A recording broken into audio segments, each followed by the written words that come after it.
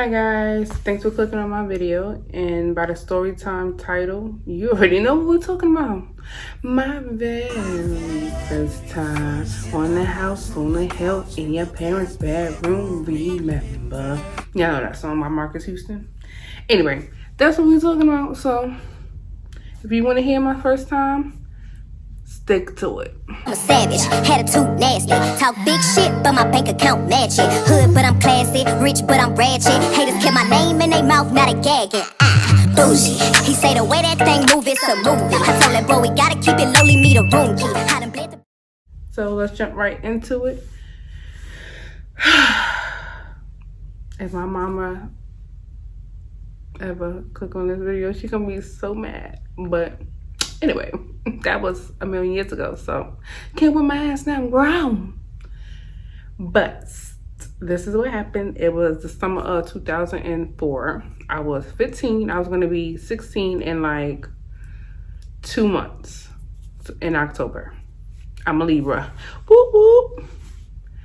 So I started dating this dude. Well, let me tell you how we met. I knew him from 3rd grade. He went to my elementary school. He had moved away or whatever. So he used to come every summer to visit his cousin. I guess I never seen him, but this day I was in front of my building, sitting on a stoop. You know how you do in the Bronx. Parlaying it. Anyway, I was waiting for my friend to come up the block so we could do whatever the hell we was going to do. And I seen some dude from across the street looking at me. I didn't recognize him. I was just like, what the fuck you staring at? Because you know in the Bronx, if you looked at somebody more than 3 seconds, it's like, the fuck is you looking at? Like, is you ready to square up? Because don't be looking at me like that. Yeah. So that's what I was looking like. What the f is he looking at? So he came across the street and he was like, MYRA? And I was like, and you? He's like, oh, it's me. Should I say his name? I don't give a fuck about him. It's me, Benjamin. Okay? And I was like, oh, what up? How you doing? Da, da, da, da. So fast forward, we started dating probably like 2 weeks after that. If that. I can't remember the time frame. Anyway. And that relationship was toxic as hell. Before I even knew what a toxic relationship, that's what that was. After being in that relationship, it left me damaged emotionally. The things that we went through for that time period was like, what the hell? Like, I would never advise any teenager to go through the stuff we went through. Like, it's stupid. So anyway, fast forward to 2 months later or whatever, my parents, well, my father and my brothers went to South Carolina for the summer, the whole entire summer. My mom was still working, so I had the house to myself, and I'll just come and go as I please until she got home from work. And she'll leave me money every day, like if I wanted to buy something to eat, because she really didn't want me cooking. Cause she thought I was gonna burn her house down. Yeah, cause I didn't know how to cook then.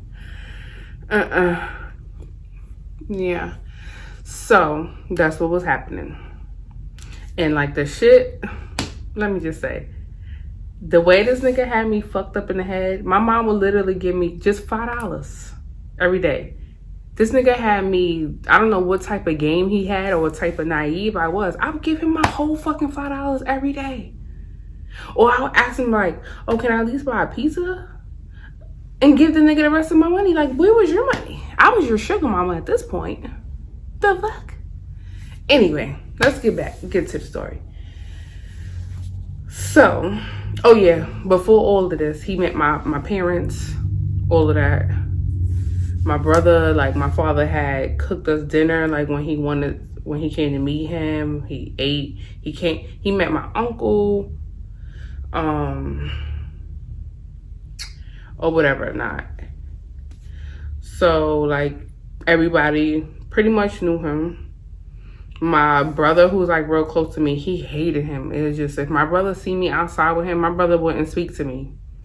He'll just keep it moving. He hated him with a passion, okay? I should have realized something was wrong. Because my brother likes everybody. He's cool, like, but this nigga, nah. So, like, anyway, I was like head over heels in love. I thought he was so fine. Like, he was a low ass nigga too. Hopefully he got some height on him now. Because I was seeing eye to eye.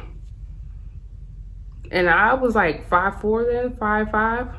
He was eye to eye. Sometimes I felt like I was taller than him. So, but I thought he was fine. Like, he was brown skin. He used to have his shirt off with his little baby muscles. He thought he had a six-pack, but he didn't have it. His stomach was just flat. I thought he was fine. He dressed real fly. He always was dressed real nice. He the only child. Like, he was spoiled. But, yeah. So, let's get into the day. So, the day before, we was on the phone talking about it. He peer pressured me into doing it by telling me, oh, if you don't do it, this girl who I fucking hated since 3rd grade, because we used to fight all the time. Yeah. He would, and he knew that, and he would say, like, oh, if you don't do it, she gonna do it. She trying to talk to me, da-da-da. That's how, and he probably slept with her too. Who knows? Anyway, so the night before we were on the phone talking about it, da-da-da-da, whatever he was saying. I'm like, okay. So the night before, I took a bath and everything. Like, soaked the kitty. I brought some real smell good so she could smell, taste delicious, whatever was gonna go down. I didn't know, okay? When I say I didn't know anything about sex, but what I learned in school, nothing. I didn't even masturbate at that point. So it was, she'd never been touched. She was a real virgin, never been touched, finger popped, licked, nothing, okay? No one never seen her. Okay, she was real virgin. So, I had went to Conway. If y'all remember Conway on Fordham Road, I thought I went in there, I bought me a little lingerie set or whatever. It was just like a strapless, silky type of pajama that was like pink with flowers on it. And it had a robe. And I brought like some pink, what I thought was sexy little shoes to go with it. Or whatever. So he comes over. I throw the key down out the window because we had no intercom. That boy was ghetto. We had no intercom on the outside. The intercom was in between the two doors, which was dumb because you need a key to get in the first door so you could ring the bell. I don't know who thought about that. Yeah. So I threw the key down out the window, wrapped up in a sock, like, catch it. And he came up. I had music playing. I had done my hair real cute because that's when, you know, we all had perms back then. So I had like curled it up. I crimped it. I was trying to be real cute. I had took still a bath that morning too. Like, I made sure I lotion, oil down and everything. I did it all for no reason, because I'm gonna get to that. I had music playing. Like, you remember those old BET CDs, like After Dark CDs or whatever they was called? Like, my mama had them. I was playing that. Like, I was trying to set the scene. I brought a candle. I set it on my dresser. Mind you, it was daylight. It was 9 o'clock in the morning. It was that early in the morning. Okay, my mom probably just got in at work. And I called to make sure she was at work. Like, I woke up like, Ma, like, you okay? I'm all right. I just woke up. You at work already? She like, yeah, I'm at work. Da, da, da, da. She on the phone trusting me, and I was about to do some shit in her house. So, he came upstairs, and I was sitting on the couch. This is what I did. I had the door cracked so he could just walk in. So I was sitting on the couch, my legs crossed, like, like, what the fuck? So he just comes in, he just started kissing me hard as hell. Like, he was mashing my lips and like to my teeth, and it was hurting. So I pushed him off. Like, when I say that was the only 2 seconds of foreplay he did before he was like trying to pull my hand to go into my room. And at this time I had like a queen size bed that was on the floor, like a sandbox bed. And he pushed me on the floor, on my bed that was on the floor. He pushed me on the bed or whatever and just started taking off my underwear. And I had on a thong or that. Nigga didn't even take in my whole outfit. Like, didn't look at me like a different way. He was just focused on the cat. That's what he came for. That's what he wanted. So, mind you, I always had big boobs. It wasn't no breast play on it. He didn't even get the kitty wet before he stuck it in. Like, I didn't even know coochies got wet. Like, none of that. I didn't look at his penis to see how big it was. I was scared. So I'm like tensed up, and he just pushed me on the bed, so I put my panties down and stuck it in. Dry. Like, he wore condom. I remember seeing that get ripped. And he, mind you, see, if I didn't even pay attention to that, because it was like soon I laid on the bed, I had my eyes closed tight, like, and I just opened my eyes and I happened to see him doing that. And I had a garbage by my room, and he just threw that right there. So he just sticks it in, and it hurted. It was the worst pain I ever felt in my life. It was like the pain was in my coochie, in my stomach, in my ass, all at the same time. And I just felt the urge to like push, like when you about to have a baby. I just was like, oh, like that. And I just had my eyes closed, and I was crying. Like, not the cry with snot and everything, but just tears, just big tears was coming down my face. Like, my face was super wet. You know, you just laying on your back and the tears are just rolling in the back, like behind my hair. My hair was like an afro in the back because of the tears going back there. And mind you, the whole time, like after, like, I don't know how long it was, but then I just started looking at the clock, like, when is this gonna be over? And I remember it lasted 22 minutes. I'll never forget that fucking number. 22 minutes, I counted. And when he was done, it was like, he's like, oh, I know it hurted. You okay? He like, and I'm like, get out. Get the fuck out. He like, yo, you serious? Dead ass. Get the fuck out. And I just went in. Like, I started pushing him, like, pull your pants up. Get the fuck out. Get out. Get out. He like, yo, I'm gonna call you later. I was like, don't call me.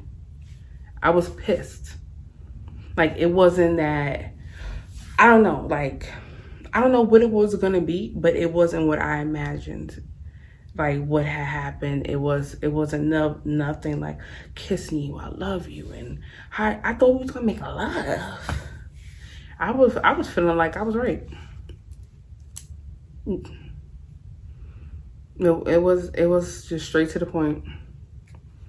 And he left. I didn't talk to him the rest of the day. I ignored his calls. I didn't want to talk to him. After he left, I took another bath and soaked in the tub for like 3 hours. Every time the water got cold, I let it drain out and refilled the tub up.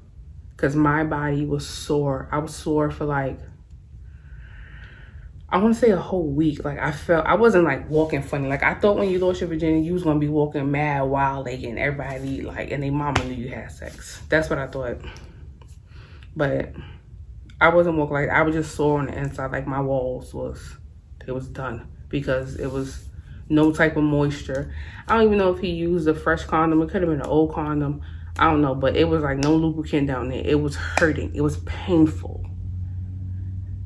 And then that's another thing. I thought I was gonna be bleeding. Like, I thought it was gonna be blood area. I didn't bleed at all. So I don't know if his penis wasn't big enough to pop my cherry, or my cherry's already popped, like, from riding a bike. Cause anything could pop your cherry. You could fall down the stairs or something, like, and I was such a rough kid. Like, I have scrapes and everything being riding the bike and shit. Like, I was wild.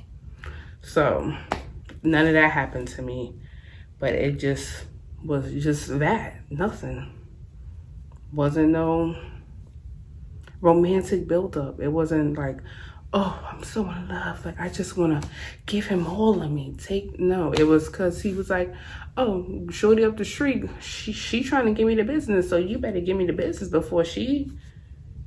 And I don't even know if he was a virgin, nothing like that. Like, I never asked him all that. I think I did, but I can't remember his answer. So after that, like, it's probably like 2 days I didn't talk to him. So we had sex after that again. I can't tell you exact number how many times, because I ain't got those diaries no more. But we was talk every summer from 2005 to 2006. And then after that, I got with the man that I am with now. But we would still have sex. And sex was always like that. It was always painful. Like, he never did foreplay. He just would stick it in, and we had sex like so many different places that you shouldn't. Especially when you're a teenager, like, you shouldn't be out there like that. And we had sex like in a building that wasn't ours. Neither of us lived there. On a rooftop. We had sex in front of a laundromat. Not in front, behind a laundromat on Webster. And somebody saw us and called us. Like, I didn't want to do that. And I had on a dress and everything that day. Like, the way my self-esteem was set up with this nigga, like, if he said, let's do something, I'm doing it, like, without question. But the sex was always horrible. It was always trash. It hurted. He never got my coochie wet. I didn't even know coochies got wet, so I was the dude I am with now. It was like sandbox all the time with him. Now with this nigga, I'm an ocean. Yeah, so to all the girls out there, don't have sex when you don't want to. If you're not ready, don't do it. Do not let him peer pressure you. Do not let him tell you, oh, I'm going to get Susie, Sally, Tiffany to do it. Let him do it. Let him be the one who catch a STD or whatever. He going to have sex with that many people. Let him. You want to hold it out for the person you love. Okay? You don't want to just, because once it's gone, it's gone. You can't just take a bath and it's back. Once it's gone forever. So be wise. Talk to your parents about it. Like, even though it's hard to talk to your parents or somebody, you gotta have somebody in your life that you could talk to about this. I wish I would have opened up, but I didn't. I kept my business to myself. I didn't tell my older sister. Like, I didn't talk to anybody about things like this. It was to myself, my business. But you ladies, you have somebody, or DM me, hell. Okay, I don't know you. I ain't gonna be biased against you. Talk to me. But don't fall into something that you don't want to do. Whether it's giving up head or your vagina, your virginity. Don't do it. Don't do nothing you're not ready to. All right? But that was it. That's my story. That's all that's it. So comment down below, like, if you had a horrible first time like me. Hopefully you didn't. Hopefully yours was like roses blooming. Boom, boom. Love. Because mine wasn't. So until next time, peace out.